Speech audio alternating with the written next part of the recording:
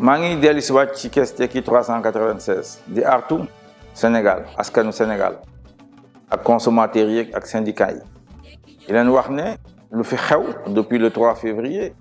bu président Macky Sall décidé ni du am élection ndax élection 25 février yi gis leen lu fi xew dëkk bi dafa taxaw ci wàllu koom-koom en tout cas su taxawul ñu bari ñu ngi banque seen loxo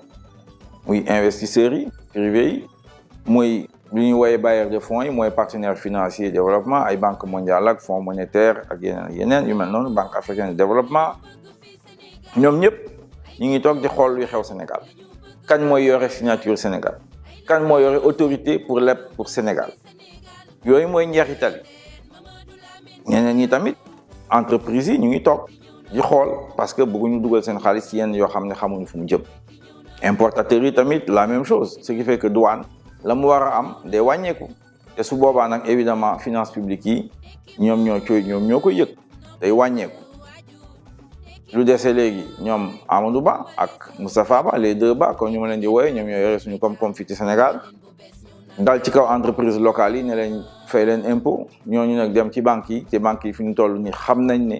politique monétaire banque centrale dafa xaw a gën a dëgër ci boobu la ñu nekk nag loolu lu ko andil moo évidemment Macky Sall lu ñuy wooye son coup d'état constitutionnel bu def le 3 février bañ ne moo lank di organiser élection alors que conseil constitutionnel nee na ko organiser avant le 2 février ci biir loolu nag évidemment koom-koom bi day wàññeeku day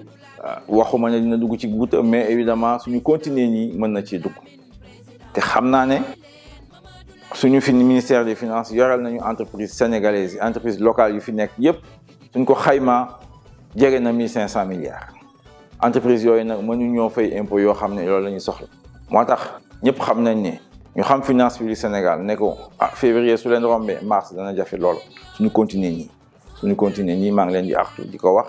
ñu ngi dugg ci weeru koor te loolu su amee évidemment ñëpp xam nañ ne dund gi day gën a cher déjà gënoon na cher day gën a cheraat loolu moo tax ma ne ramadan bi dina metti lool dina metti ci jullit yi et carême catholique tamit dina metti ci ñoom xam naa ngalax bi moom dana doy waar loolu la leen bëggoon wax asalaamaaleykum wa rahmatullahi wa barakaatu.